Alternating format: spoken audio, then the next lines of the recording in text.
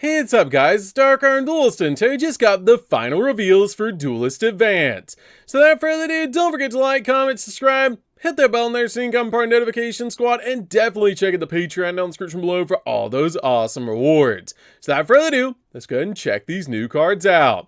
So first off, these are actually going to be the remaining world premiere cards from Duelist Advance and the OCG imports, which is super exciting because these cards look absolutely phenomenal. I have not checked out the effects yet, but I'm super excited to check these cards out because the artworks look absolutely phenomenal.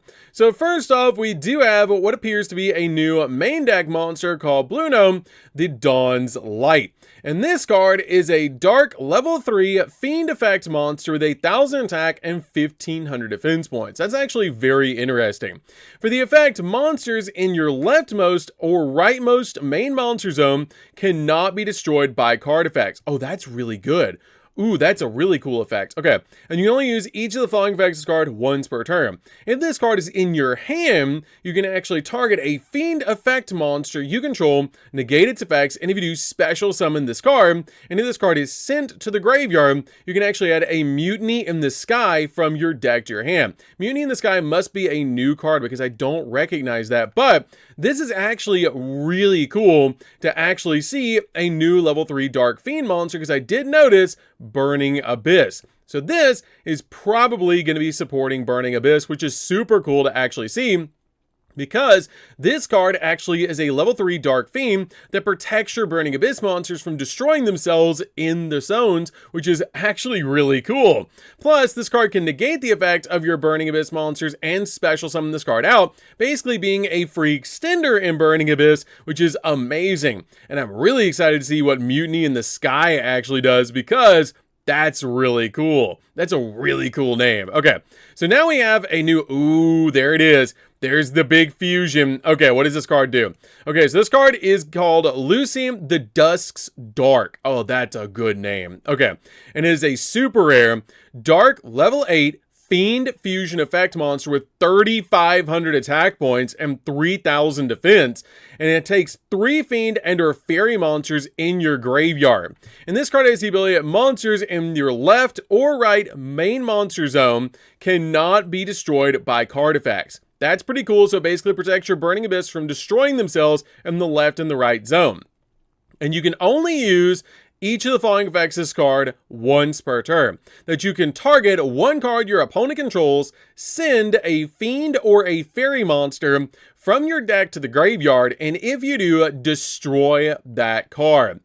That's a really cool ability. So it's basically a replacement to Beatrice to basically use this card as a Foolish Burial for Burning Abyss, but it's stronger because it has higher attack points and defense points to give us an actual boss monster inside of Burning Abyss. That's actually really cool. Okay, and the other ability is if a card you control is destroyed by a card effect, except during the damage step, you can target one card on the field and destroy it. Okay, that's also a really cool ability. It's not a negate, but it does protect your different Burning Abyss monsters in the left and the right most monster zones from destroying themselves by their own effects, just like your previous card, Dawn's Light, which is actually pretty cool. So you're going to summon this card to one of your, basically in the center zone or under the extra monster zones to be able to summon this card, probably the center zone because of relinquished anima, but that's a really cool ability, but it does seem a little bit difficult to fusion summon into because it requires 3 Fiend and or Fairy monsters in your graveyard to actually make, but let's go ahead and see what the rest of the cards actually do. So we also have a new spell card, and there it is, Mutiny in the Sky. Let's see what this card does. Okay, so this card is the card that our copy of Dawn's Light actually searches. So let's see what it actually does. Okay, so this card lets us, oh, there it is, Fusion Summon. Fusion Summon a Fiend or Fairy fusion monster from your X deck by shuffling Fiend and or Fairy monsters from your graveyard into the deck as material. That's amazing because you want to use your Burning Abyss monsters to mill your different fiends into the graveyard. So this card is going to help you fusion summon into the new Lucy the Dusk's Dark, which is insane. This card also has the ability, and if this card is in your graveyard, you can send a fiend or a fairy monster from your hand or face on field to the graveyard to add this card to your hand. So even if it gets milled by Dante, you can just get it back by getting rid of a fiend or a fairy in your hand. Also, you can only use each effect of this card once per turn. I love the fact that Konami has realized that Burning Abyss is basically unplayable, and they're giving us a way to actually play Burning Abyss again, because you're going to turbo out Lucy the Dusk's Dark and use your copy of Bluno the Dawn's Light to be able to actually fusion something into it by grabbing Mutiny in the Sky. That is really cool, and a lot of you guys might not realize it, but it does say, or fairy monsters in the graveyard. So technically, this is not only Burning Abyss support. A deck that comes to mind for me is actually Dark Lords. So this is actually Dark Lord support and Burning Abyss support all at once, because this card can be made inside of Dark Lord, or technically you can use Mutiny in the Sky to put back the materials to make your copy of the first Dark Lord. By basically putting back the 3 materials that you need to make it, you can use Mutiny in the Sky to actually do that, which is pretty cool. And I absolutely love how easy it is to actually summon this card out to your side of the field. As all you have to do is, if it's in your hand, target a fiend effect monster you control, negate its effect, and you special summon this card. And if it's sent to the grave, you get to add a Mutiny in the Sky from your deck to your hand. That's a pretty cool effect, and I absolutely love these 3 cards so far. So what else do we have? We have Steel Stringed Sacrifice. Oh, that looks really cool. Okay, so what does this do? It's a level 1 light warrior monster with 800 attack and 1,000 defense points. And if this card is in the hand of the grave, you're going to reveal a level 5 or higher monster in the hand and then activate one of these effects, but you can only use each effect of this card once per turn. And during the end phase of this turn, lose 1,000 life points if you did not normal summon the revealed monster or a monster with the same original name after activating this effect. So this card might be a canine support card because it does support level 5 or higher monsters, which might be really interesting.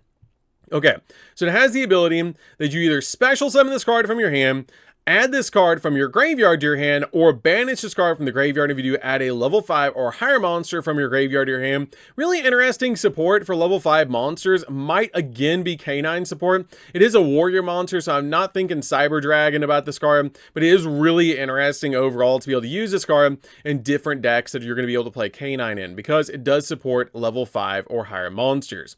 Might even be support for Vanquish Soul, which might be really cool, but it is a light monster, which is a little bit unfortunate.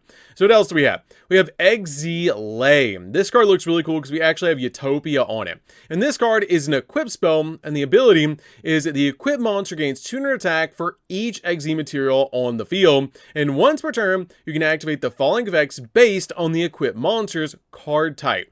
Exile, detach 2 materials from a monster you control to set an Exile spell or trap from your deck, or other special summon a monster with the same level as the equipped monster from your hand in defense position, but negate its effects, and you can only activate 1 Exile per turn.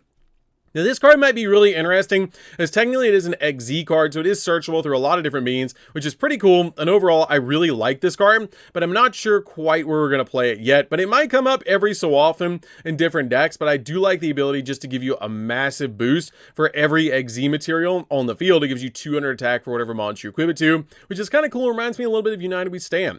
Now we also have a new Psychic monster, because keep in mind, we are getting Psychic support in Duelist Advance, and this card looks amazing. It's actually really cool looking, because I really like that. It almost reminds me of Ghostbusters a little bit. So let's see what this card actually does.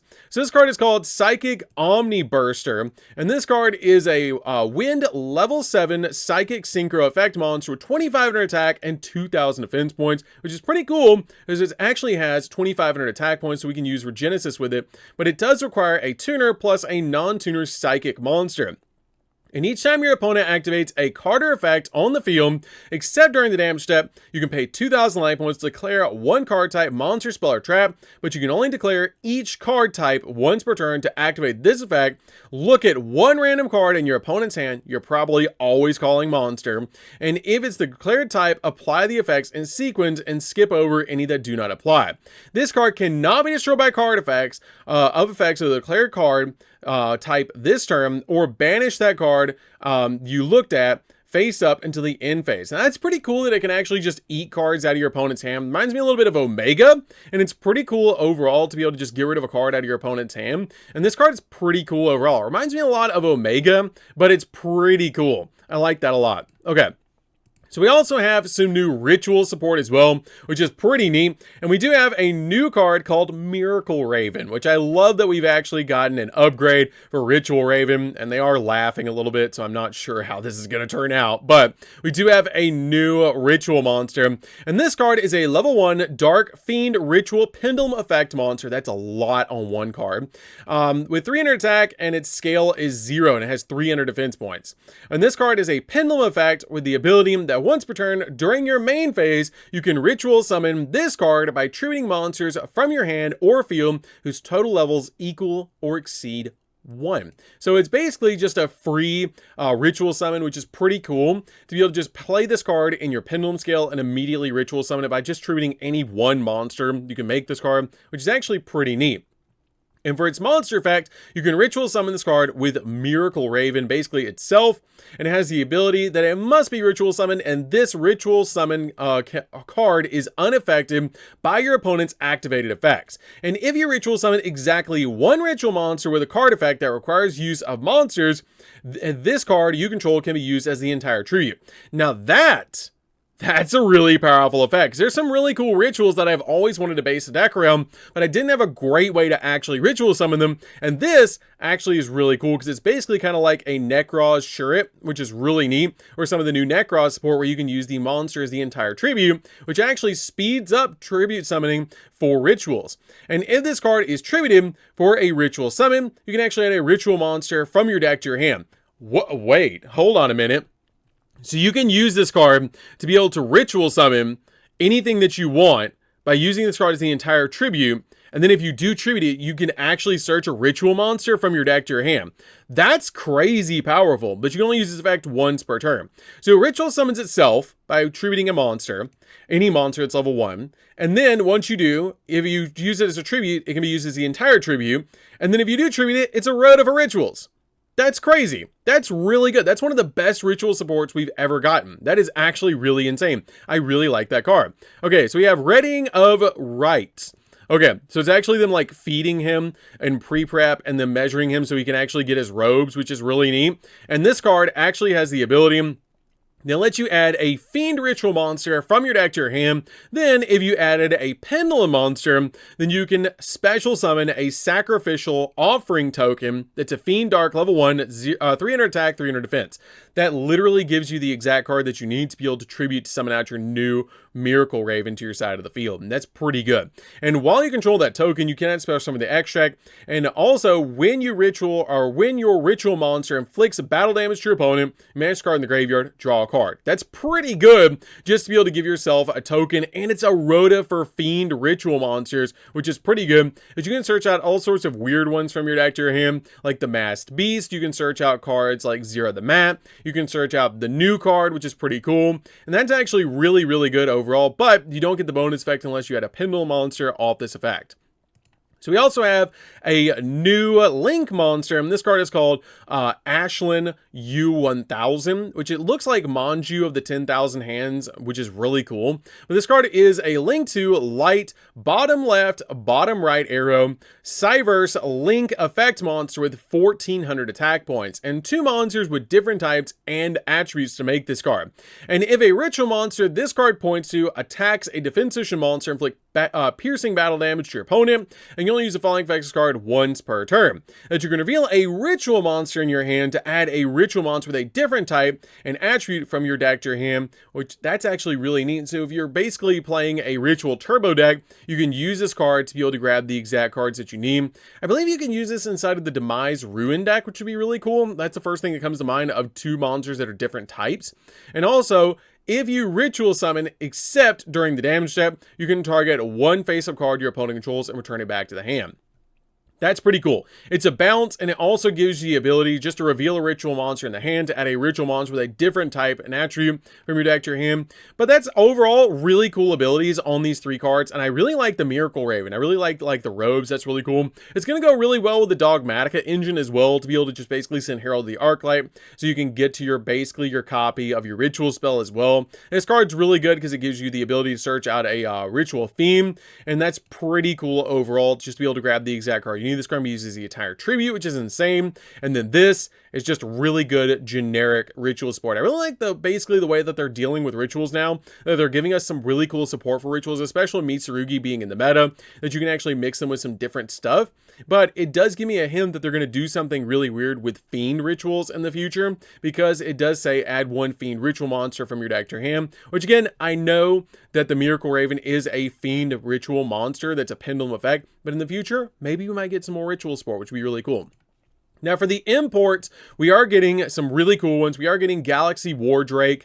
We are getting the new card that's going to support Ancient Fairy Dragon. And we are getting Moon Magician and Moon Gardna, which is pretty cool to actually get all of these cards as imports into the TCG finally. This is actually really cool. Again, though, we don't have Gandora. I really wish we would get Gandora eventually, but overall, some really cool imports. These are really insane cards to actually get, and that is going to do it. So we have all these new ritual support cards that we're actually getting, and then we have some really cool psychic stuff, a new XZ card, a new like level 5 supporter, and then we have Burning Abyss support. I know somewhere Farfa is losing his mind. These cards are so cool, and I'm absolutely excited to be able to play Burning Abyss again, because Burning Abyss is one of my favorite decks to actually play. I love playing Burning Abyss, especially being able to play this in Dark Lords, dude. This thing is so cool looking. I absolutely love the artwork. They really hit with this one. So that's going to do this one, guys. Definitely comment down below what you guys think of all the new support cards and which one your favorite is. I think this is actually my favorite among all the new cards, because finally we have a boss monster for Burning Abyss. Finally. And it's a TCG exclusive, which you guys didn't know. Burning Abyss originally was a TCG exclusive archetype. So that's going to do this one, guys. Don't forget to like, comment, subscribe, hit the bell in there so you can become part of Notification Squad. We'll see you guys in the next video. See you later, guys.